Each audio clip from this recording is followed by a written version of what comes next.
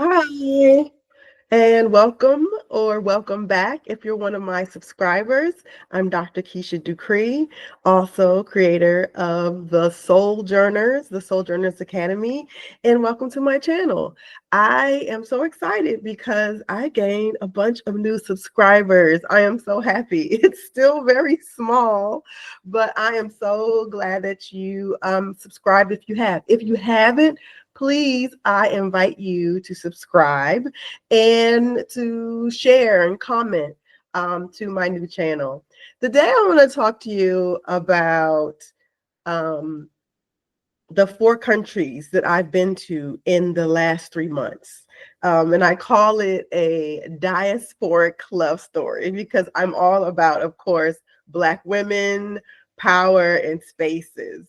And so while the trips that I took, I went to 4 countries, starting in October, but I count November to January. So most recent months, November 2024 to a couple of weeks ago, we'll talk about January 2025. I have traveled to Costa Rica, Panama, Colombia, and Cuba in that order. And I had different travel companions. That's also a good point to make. And so while these trips, I didn't set out to travel 4 countries in 3 months.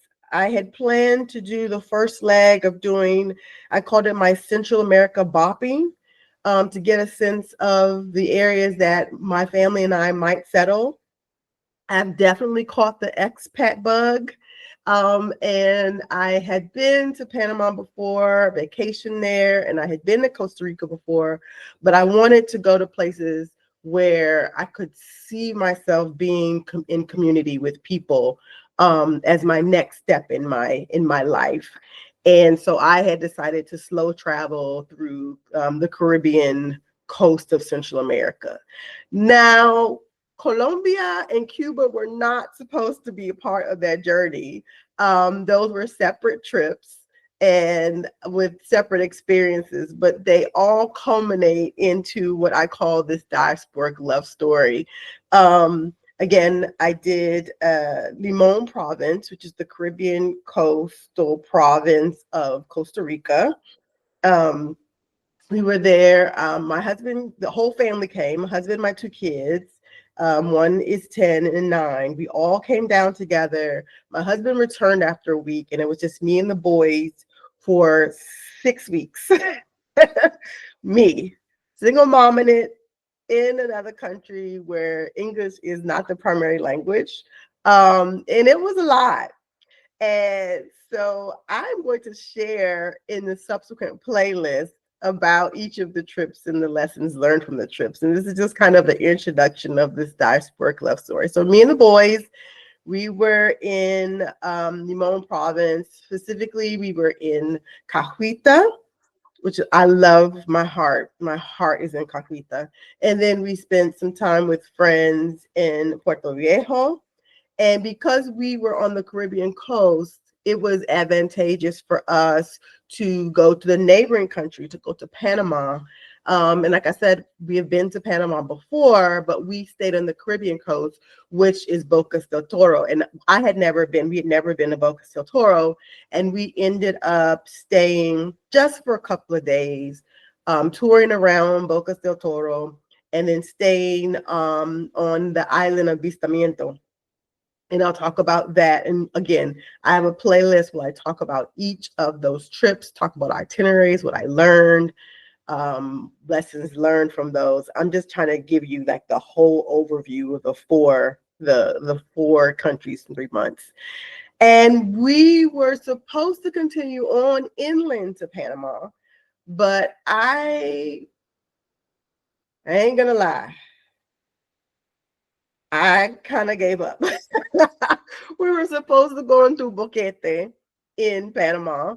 That's another major expat community that I was like, oh, let's go check it out. And by that point, single mom in it, single parent in it, trying to get these jokers to homeschool. Like, again, I'll get into the saga, and it was fun. I don't regret any of it, but it was a lot. It was a lot.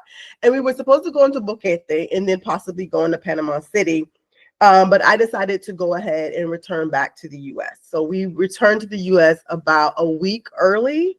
And then what I did was, instead of continuing on to Boquete and then going to Cartagena, my husband and I, we went to Cartagena alone. It was our first couples trip since the kids were born. Yeah. So completely different experience in Cartagena, Colombia. And I fell in love with the art and the music and the people. And then we went down there. It was our 22nd anniversary, 22 years. Again, another story for another time in terms of exploring the culture of Cartagena. And then we came back, of course, we left the day after Thanksgiving. Shout out to my moms for keeping the kids. And then we just came back to the States and hung out there for the holidays. And then shortly after, about mid-January, a couple of weeks after the new year, I went on a women's group trip, a women's retreat. I did not know the women's retreat in Havana, Cuba. So there you have it. And it's like, you know, it's a concentrated geographic space. I wasn't going continent and oceans, but there was a through line of those experiences that I want to highlight. So the three reasons why I call this kind of an unintentional itinerary in many ways. For me, it was a diasporic love story. Okay, I got a message from my recording device. So the three reasons why it's a diasporic love story. Well, I am in love with the Black diaspora, even more from these experiences. Number one, I set out, well, my itineraries weren't set completely, but when I decided to go to these specific countries, I decided on the actual places because I knew that they were Black spaces.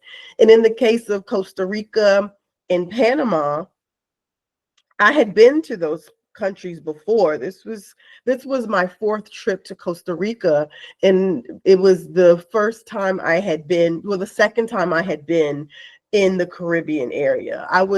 So in Costa Rica and in Panama, I was intentionally saying, I want to be in the Black spaces. I want to be in the spaces where Afro-Costa Ricans and Afro-Panamanians reside, historically. And so I'm going to share more about that. Number two, why is my diasporic love story, is because going through that, I was really inspired. I mean, my research is Black feminist geographies and Black geography. So intentionally seeking out these spaces I just want to be.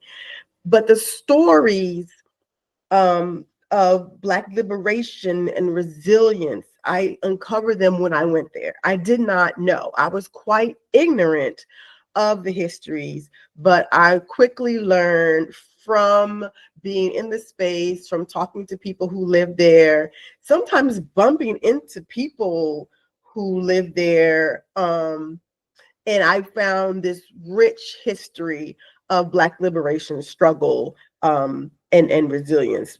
Amazing stories that I want to share.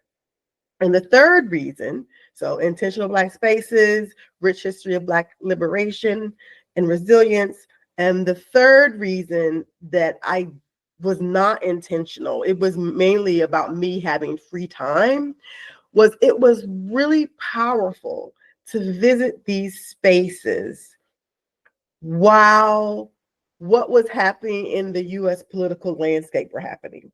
Like I could not have planned that. We left for Costa Rica in October, right at the heart, a month before, not quite a month, like 3 weeks before before the presidential election. I had sent in my voting, my ballot by mail, made sure I did that before I left. And there was still this excitement around the Harris ticket. And so I was also living in Costa Rica the night of the election. And then I just happened to be in Cuba the first week of the current presidential administration, the Trump. I don't like to say his name. The first week of the new president's election, and that was sweet. It was so sweet. So I'm going to go bit by bit through those 3 reasons. Intentional Black spaces inspired by the history of Black liberation, and the timing could not be better in terms of being out of the United States as a Black woman during this major political shift in the political economy of the US. So stay with me. And I got my notes because I talk a lot and I can ramble. And again, if any of this interests you, please, again, subscribe. Especially, you can hit the little button. Sorry, that was my pen. You can hit the button there with the little bell so that you could be notified when I release my playlist of kind of very specific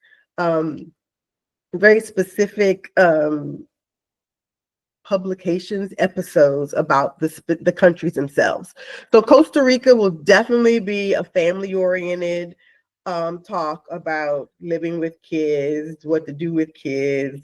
And I also hope to have at least 1 or 2 of the episodes that I put out about Costa Rica, Panama, Colombia, and Cuba will have some guests as well.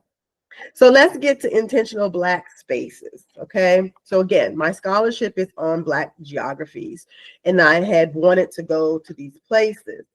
But what was interesting, so in Limon, in particular, Limon province in Costa Rica, how those particular folks, how that Black presence was made is different than the stories about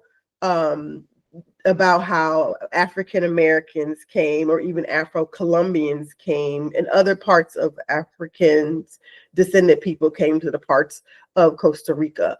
Our stories are about the transatlantic slave trade, the routes of transatlantic slavery. And we end up the origin stories. I should include that map. There's a wonderful map, and there's a wonderful interactive graphic showing you where there were West African ports, and the pace of immigration through the transatlantic slave trade into the Americas, into North and South America. And so that's where you get the Black presence from in America. African Americans, for the most part. We're talking about not contemporary migrations of Africans, but African American lineages or African descended people's lineages in both North, South, Central America through the transatlantic slave trade. But in the Caribbean part of Costa Rica, the descendants in those areas are indirect descendants, because they're direct descendants from Jamaicans who were direct descendants from Africa through the transatlantic slave trade. But in Costa Rica in particular, there's an indirect route because they were Jamaicans who came to that area in Costa Rica to work on Latin American infrastructure, the railways, and also the plantations, the banana plantations. So there are families who trace their origins in that area as Jamaican descendants. And so in the place where we actually stayed in Cahuita, which is the home of a beautiful national park, because of that unique or distinct migration story, African Americans, Afro-Ticans, African descended Costa Ricans, African Jamaican descendants own majority of the land, and in Cahuita, they own most of the stores. So it's a very kind of different socioeconomic arrangement. Not to say there's not oppression, please don't get that wrong, but there is an independence there in that area of Costa Rica and the Caribbean coast with the Jamaican descendants. Some of them speak English, as well as Spanish. So it is a different story about those Black spaces in the Caribbean part of Costa Rica. Now, if you go to other parts of Costa Rica, these African descendant folks don't speak English and don't have a descendant history, a lineage through Jamaica. It's that particular part right there in the Caribbean coast that's really fascinating. In Bocas del Toro, where we went, when we stayed at the Isla Bastimientos, there's another historic Black settlement there called Old Bank. It's a very small town. It's a very part of the island. On the other side of the island, if you walk through the jungle, which I did not have time to do, and because I had one kid who was really afraid of bugs, and I had already tested the waters in Costa Rica, we took the boat around. But on the other side is a very well-developed, very affluent part of Red Frog Beach. And people who travel and love the Bocas del Toro area know about that place. But on the opposite side are the opposite circumstances of Old Bank settlement. Very underdeveloped, again, African descended people, but it is predominantly African descendant. Cartagena, in this area, Afro-Colombians, there are competing facts facts about the demographics of Colombia itself and Afro-Cubans. I've heard reports that it's 10%, and I've heard reports dispute that number, that it's double that, up to 26% in the entire country. In Cartagena, it's almost half of the population is, I'm sorry, I have a cold. You hear me being nasally, I'm sorry. Half the population is African descended, again, and with a similar trajectory that African Americans have through the transatlantic slave trade. And then in Cuba, is a very, a very diverse demographic. But the tour that we took was looking specifically at Afro-Cubans and Afro-Cuban life, music, and spirituality. So again, I was being very intentional in the places that I chose, and I was richly rewarded in being in those places and being affirmed of the things that tie us. We all are the same people. We came from the same areas in West Africa. We just landed in different places. And you see the continuity of rhythm and music and food and spirituality and song among us, despite where we ended up in the Americas. It was pretty beautiful. Pretty beautiful. And then that brings me to the second reason of my love story, the histories of Black liberation. And I'm going to tell you the truth.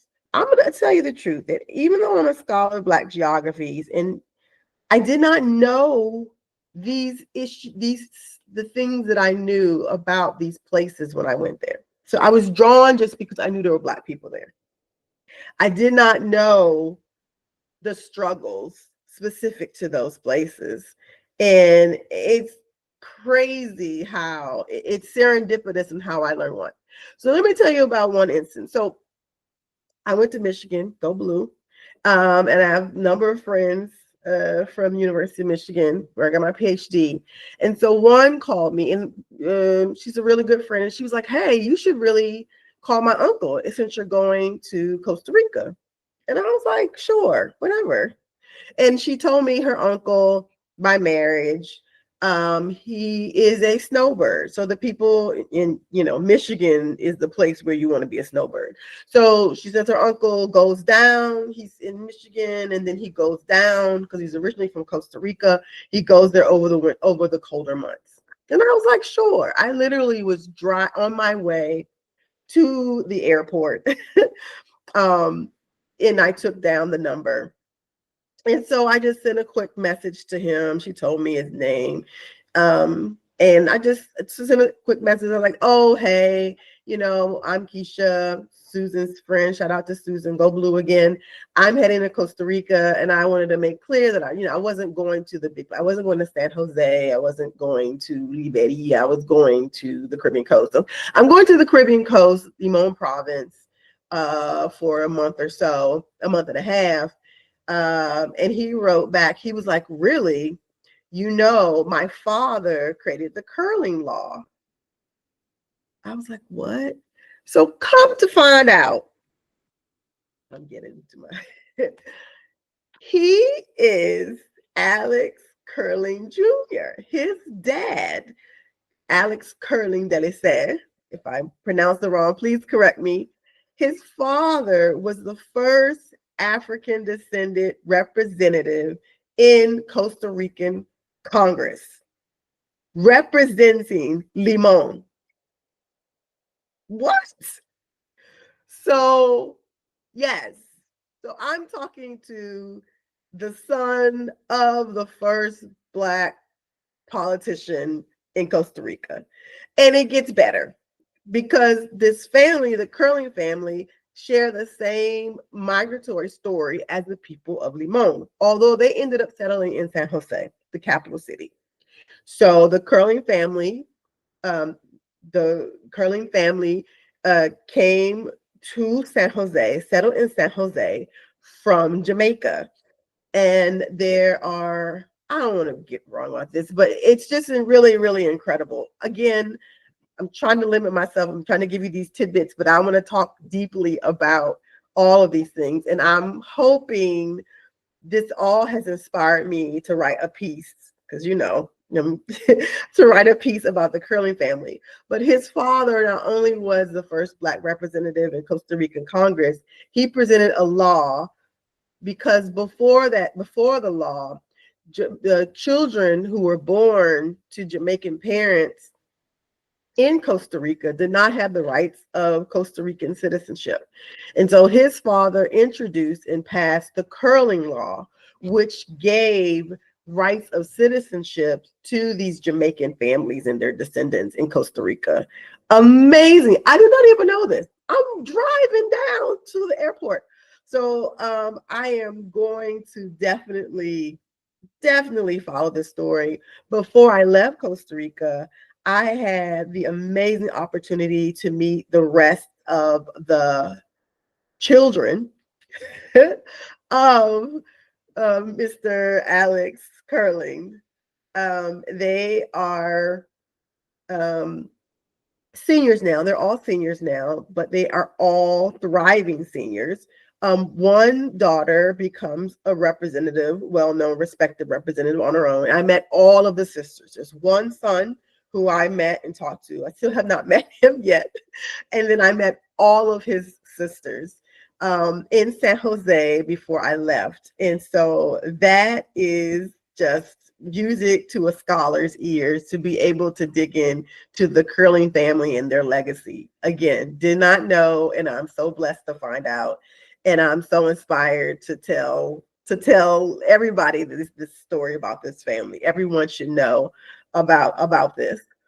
The other thing I knew peripherally was that Marcus Garvey spent time in Limon province, and you feel the effect and influences of Marcus Garvey. For those of you who don't know, particularly from a U.S. standpoint, Marcus Garvey was a Jamaican born, and he immigrated to the United States in the Harlem era, in the Harlem area, and established a very strong Back to Africa movement. He started the Black Star Line, and he was ultimately deported by the U.S. government for mail fraud. I know, I roll. And so Marcus Garvey also not only was a stop in Harlem for a while, but he also lived and he worked in Limon. The Black Star Line, the last version of the Black Star Line and Marcus Garvey's properties are in Limon province. And in the neighboring town, so there's Limon province, and inside of Limon province, which is like county, is Cahuita, where we live, and next door is Puerto Viejo. And in Puerto Viejo, there's a thriving Garvey Community Center, and every August they actually celebrate his birthday. So there's a really strong Jamaican connection. There's a really strong Black liberatory movement, Garvey-inspired movement that is in this area that I did not know about. I knew peripherally, but did not know the extent to which Garvey is a folk hero in Costa Rica, in this area, Costa Rica. And last but not least, I'm still in Costa Rica, but I'll make this quick. We lived in walking distance to Cahuita National Park. It's a coastline, and there's a major diving spot there called Cahuita Point. And I find out that at Cahuita Point, which is where the major diving spot, because nearby there are some sunken vessels. Apparently, these vessels are Dutch slave ships that shipwrecked on that point that were carrying enslaved Africans. These enslaved Africans were Yoruba, and during that point, some of the Yoruba escaped during that shipwreck. It ended up running further inland and settling in with the indigenous community called the Bribri people. How did I not know this? I'm digging into that, of course. There has been some great work. I will put a link in the description of this about I can't remember her name right now. I'm so sorry. I'll put it in the link. But National Geographic, there's a woman, National Geographic, who is documenting that slave ship. There's a researcher. Again, I'm not prepared because I don't know the names. I'm so sorry. I'm going to put their names in the description. Who has organized dives, recovering artifacts from those slave ships. And it is true. They are Dutch slave ships, and the details I'll put in the description, as well as the researchers, including the National Geographic scholar and an independent researcher in Costa Rica. And they've made the discovery of these shipwrecks. They're partnering with a youth organization and getting youth to be a part of this kind of excavation and anthropological study. It's incredible. And I did not even know all of this in my search for intentional Black spaces, but the brushes with and the inspiration of Black liberation is profound. I don't have as much to say about Panama because I spent the least amount of time in Panama. But in terms of the inspiration for Black liberation was also strong in Cartagena. We had the chance to, my husband and I went on a tour, the Alex Rocha tour, Alex is a Afro-Colombian and has his own tour company. And I had mentioned in my decolonizing travels to travel and find that I'm intentional in finding Black-owned businesses. And so we went on the city tour in the walled city, as well as Gethsemane. Am I saying it right? Gethsemane, which the art there is incredible. But the piece about the brush with Black liberation is with Palenque. If you get a chance to go to Palenque, it is a very important site of Black liberation. And it exemplifies a term that we use in Black geographies called marronage, or maroons. And maroons are not necessarily tied to a specific place. Maroons are fugitive slaves, fugitive enslaved Africans who are successful in escaping their condition and settling and making their own communities of formerly enslaved peoples. So we see that in Brazil. We talk about Salvador Bahia. We see that in Jamaica with the Jamaican Maroons community, and we also see that And we first see that in Palenque, a community that's outside, I want to say 45-minute drive or so outside of Cartagena. In fact, it's recognized as the first Maroon community established by a formerly enslaved who liberated himself and went back, Harriet Tubman style, went back to rescue and liberate other enslaved and establish the territory of Palenque. And so it was incredible to be there. And again, I want to do a deep dive into Palenque and into Cartagena in future episodes. But the history of Black liberation in my bopping is profound. Now I want to get to the last reason why this is such an incredible love story. And that is the political timeline. The US political timeline could not be better. Okay. We left mid-October. I done my mail-in ballot, and we were all, if you remember October, if you lived in the United States, you were Black, most of us. We were running high. Remember, it was late. Biden announced that he was stepping out. He endorsed Kamala. She came out. There was this amazing Democratic convention. And it was that awful debate where the other candidate was forced to talk about people eating dogs. And it got really ridiculous. And it was such a high and it was so close. Well, the night before the election, again, I am in Costa Rica. I've been around, I've met people, and I talked to a guy from one of the big, larger families of Jamaican descendants who had a lot of land.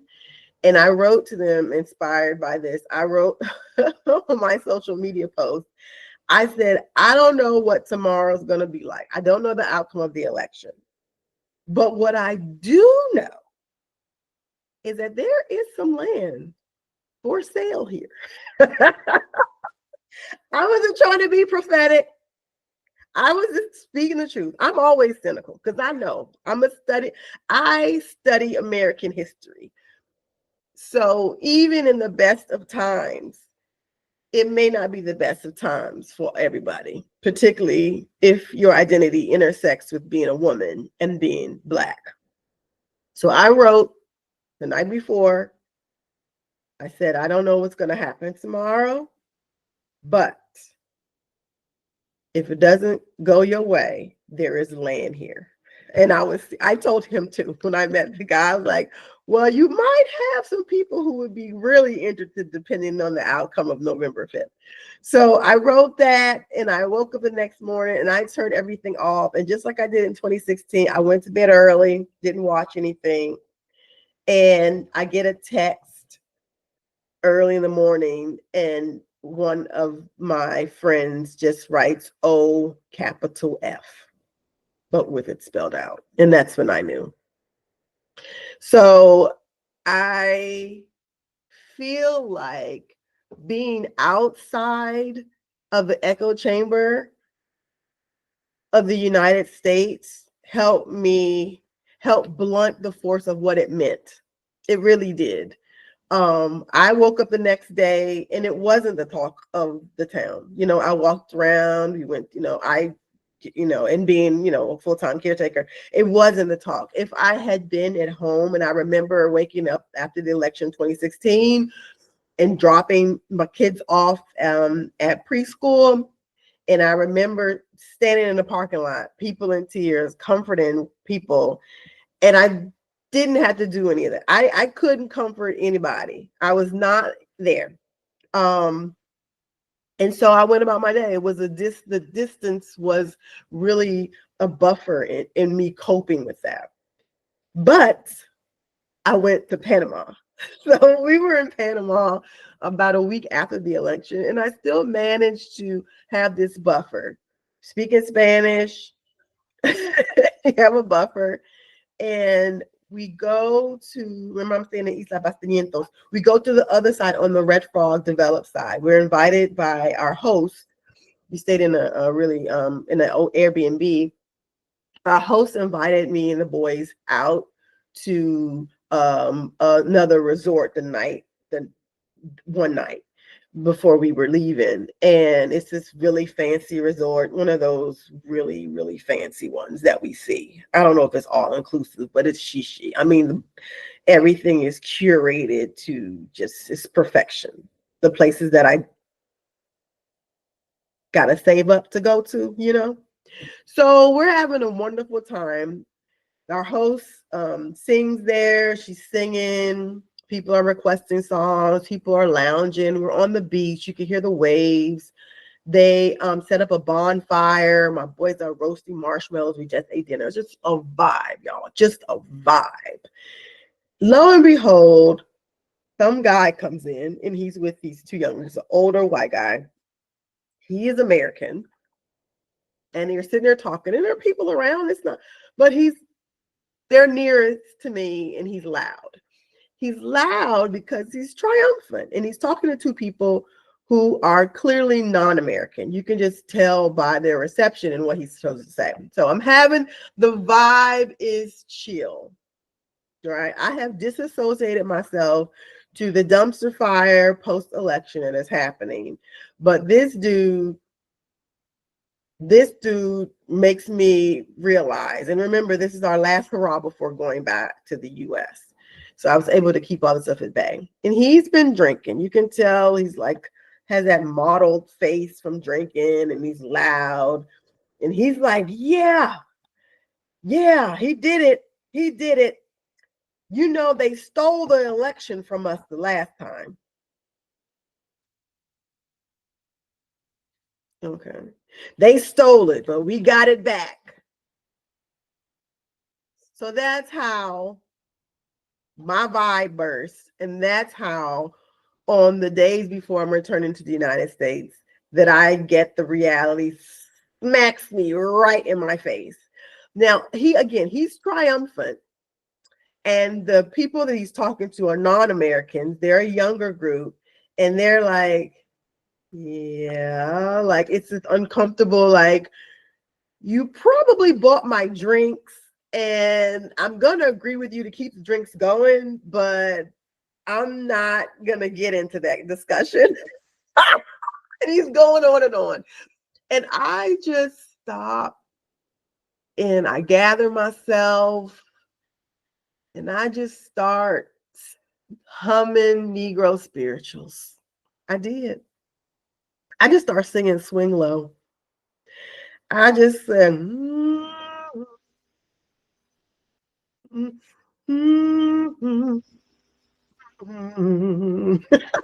not lying. I did.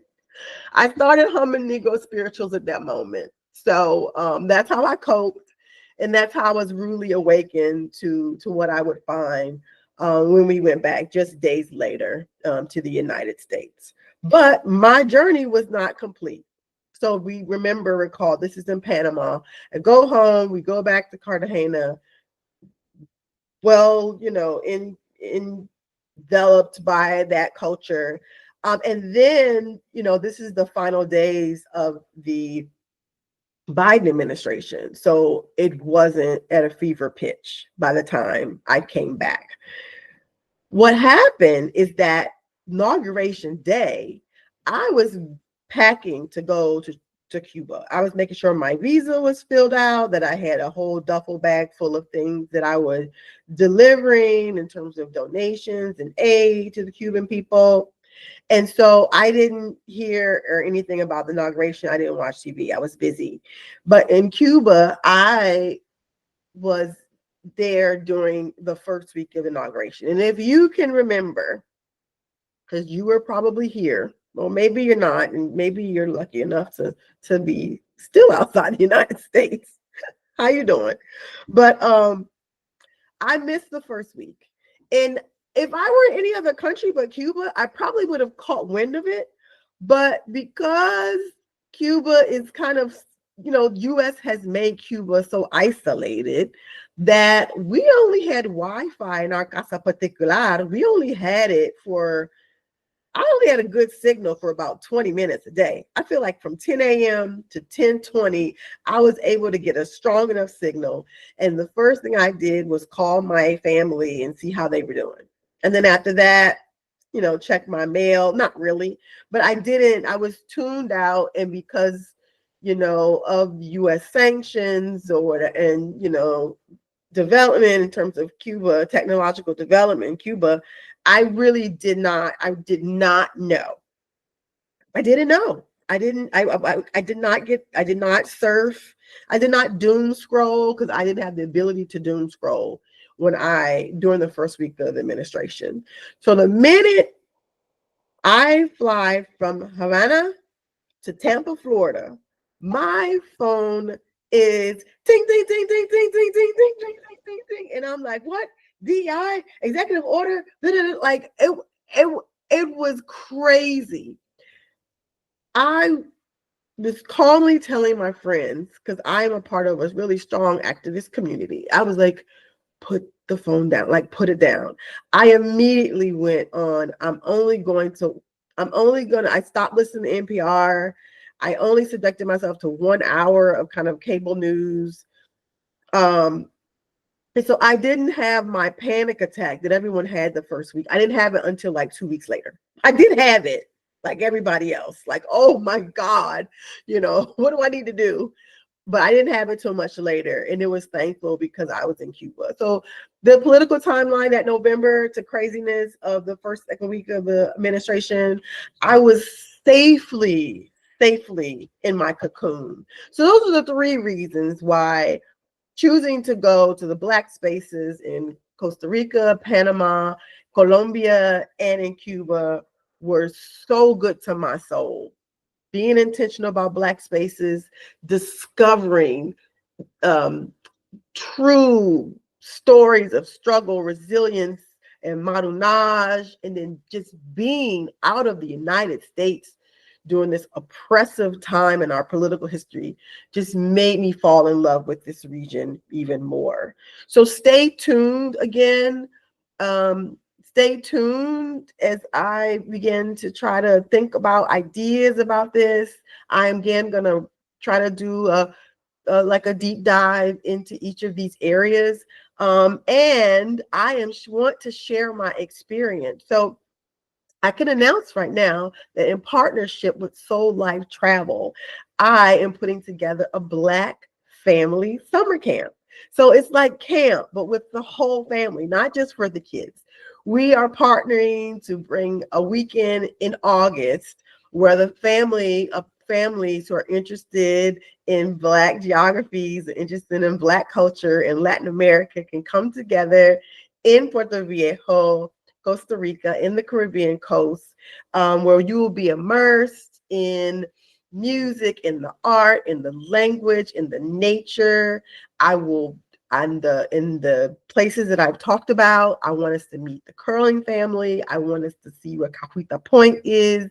I want you to go past the Marcus Garvey Center so you can get on the wait list for that summer camp, that big announcement. It will be in August 2025, and I'm so excited and also very nervous, but this will be our first cultural experience to bring a couple of families as an inaugural event, a couple of families down. So if you're interested in bringing the whole gang down to the Caribbean coast of Costa Rica this summer, you can sign up and join the wait list for the major announcement coming soon. Yay. So join the wish list, make a comment. Have you been to the Caribbean coast? Are you African descendant from any of the Americas? Give me comments, share and like and subscribe, and I will do a deep dive into all of these places. Until we meet again. Bye.